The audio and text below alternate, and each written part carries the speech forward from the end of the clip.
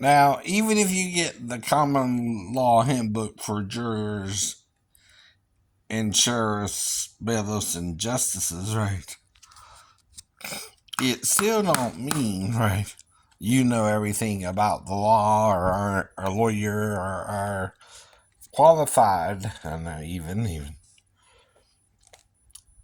to really try someone or not, right? Now,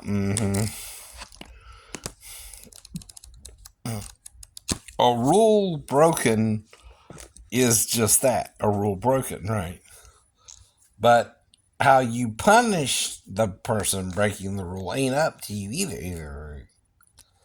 Now, the way you punish a child molester is how you call the police on him, right? You have him arrested, right? He just had sex with someone underage, right? Maybe only a few years younger than the age. One or two, whatever. You can't attack someone whether you like the crime they committed or not. It's no different than a thief stealing, right? Or someone vandalizing someone's property, like putting a firecracker in the mailbox and blowing the hell out the mailbox. That's still a crime, right? It still has a punishment for it, right? Not determined by you because you're prejudiced, but by the law and the authorities, right? See, there's other circumstances you might not look at that the law has to look at in that situation. And one of them is if the person was a willing victim or not, right?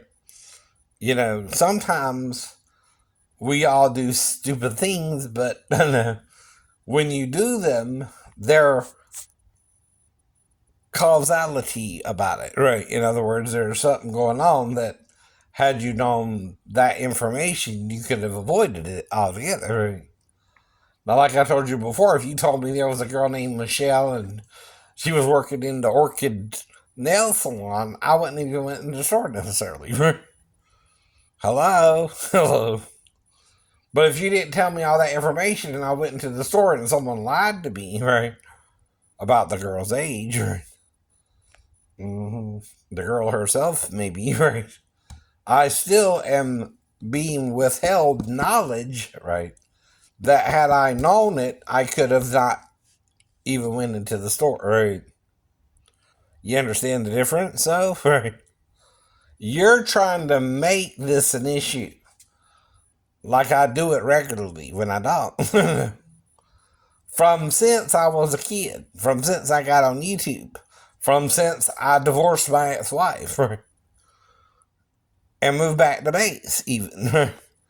Which none of that is your business, but if you're going to make it your business, you can't change my story, right? You're not an eyewitness, idiot. I keep telling you that. Your feelings have nothing to do with me and my stepdaughter's actual relationship when she was 4. Your feelings on the subject don't mean dick to me or a damn thing because you weren't there.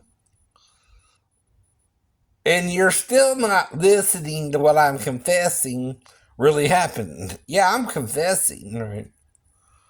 That I would have to have woken up with her in there with me, right? For something that happened at all, right? Because she was sleeping with her mom. So you're not hearing what I'm confessing don't make sense, right?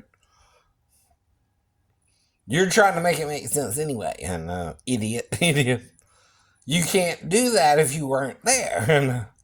And then I'm wondering, well, who the hell is this? Who even knows about it besides me and my ex-wife and the girl herself? Which my ex-wife can charge me for, not you. And the girl herself, after so long, right? Once she hits 18, though, that's pretty much how it would work, right? If she thought I molested her or not, right? She can still turn me in if she thought I molested her. She don't need you for that. She's got her own voice if she thought I molested her, idiot. She don't need you to stand over me and tell people I molested her. If she thought I molested her herself, she would have done something about it. What's she waiting on? Christmas? Next year? This has been going on since you started bringing it up on YouTube, idiot. And ain't changed the story one bit, and ain't changed details of the confession, right? I confessed.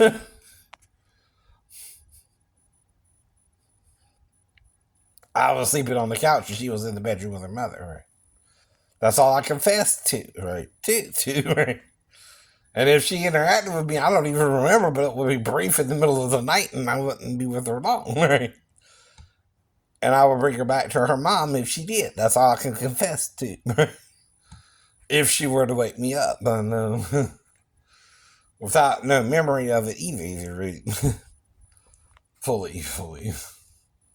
Now, am I speculating? Yeah. Myself? If something could have happened and what it could have been? Yeah. But now the only one who would know if I had to wake her up would be the ex-wife, right? Not you again, right? And if she still didn't do nothing about it, she would examine her daughter, not you. She would know there was nothing wrong with her daughter that night, or by the morning at least, right? Idiot, right? And that I didn't even touch her, right? Hello? Not you. You're butting in on something that ain't even your damn business on YouTube, right? And trust me, people don't even like the conversation you're forcing here, right? But we still, because I'm just posting videos, and you're trying to stop me, apparently, by doing this too, right? Like you got something to hide about it, right? Not me. I know I'm really not doing nothing wrong or that I wasn't taught I could do in high school, right? Including teaching copyright material and how to do so legally. Guess what all the song is? Their words, sentences, phrases, and clauses. Yes, is. What do we have in America that guarantees my freedom of speech? The right to say what I want to say.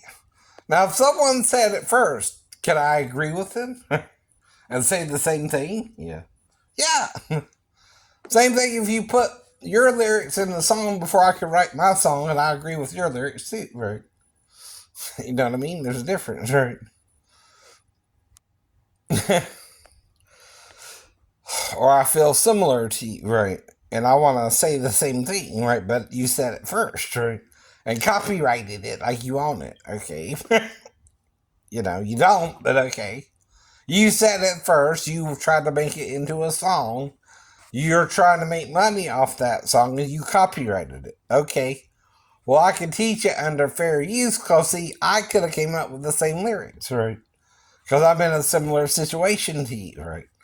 Like Taylor, I grew up in the stands watching the football game, right? So I was interested in the cheerleader where she was interested in the high school captain of the football team, huh? Right?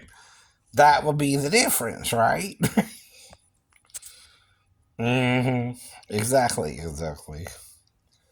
And like I said, the way you're coming on off about this seems scary for children around you, right? Because what you're doing is called manifesting that desire upon me when I didn't do it. And that there's no way to really do it at all, right? In my actual situation I was in, right? Like I said, even if she woke me up, I'm going to think my ex-wife has set me up and know not to do nothing sexual with her. But I will ask her who showed her that if she woke me up in the middle of the night, idiot. Why? Right?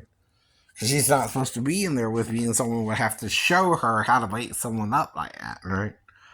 Not saying she couldn't have done it at the holidays or something if relatives were over at grandma's house. Either. Come on.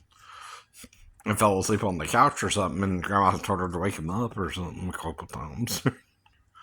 I don't know. That too is assuming that. Right?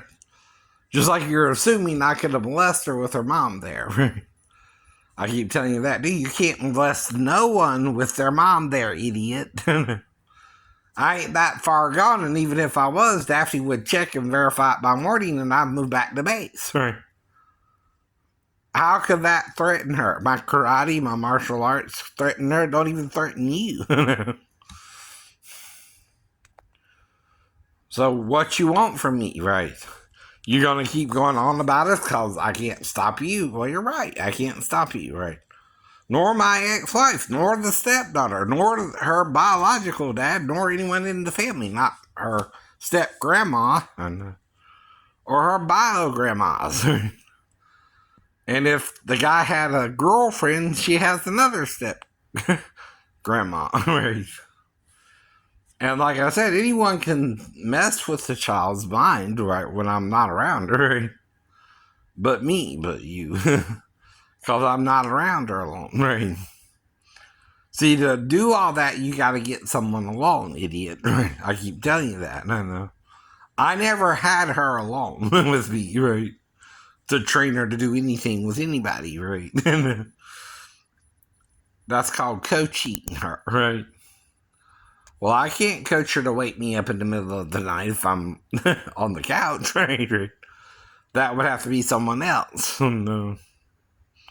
Right? No. And that's usually what happens when couples fight. Anyway, the husband takes the couch and the mom stays in the bedroom, right? Right. That don't sound too crazy or schizophrenic to me, right? If I took the couch, right? And is it? No. That's actually normal behavior. If you get into a fight with your wife, you should leave your shirt into the scene, you don't know what else going on, you're trying to avoid any more issues, right? And then you think, well, what the hell? Did she just want her daughter and not to really be with me?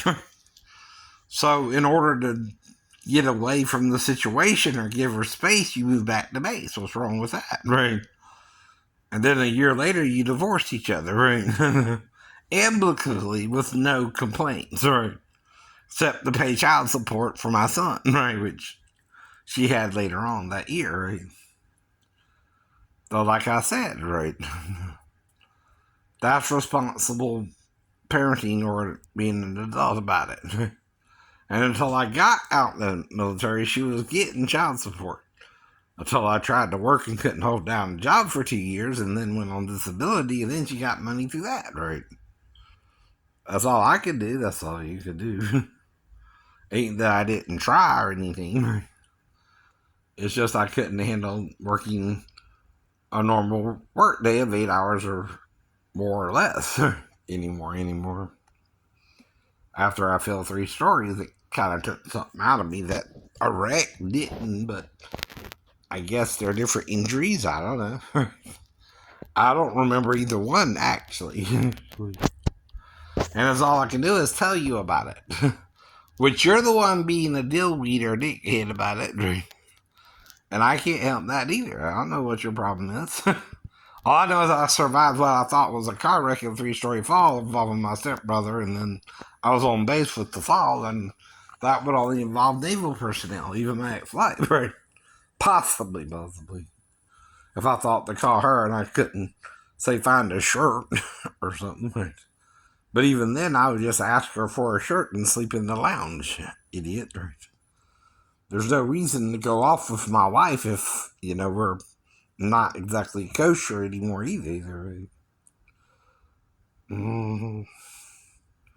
But you think of it how you want to think of it, which obviously you're obsessed with pedophilia, right? Trying to put it on me. When I keep telling you there's nothing I could have done, right? Even if I wanted the child alone, I didn't get her alone, right? I couldn't get her alone, right? Wasn't even trying that situation, right? So that's your problem. You keep accusing me of all this stuff with no proof, right? And that's the point. There's a show on the History Channel called The Proof is Out There, right? If you molest someone, the proof will be out there, right? It's not going to be there. Unless it didn't happen. Then it didn't happen.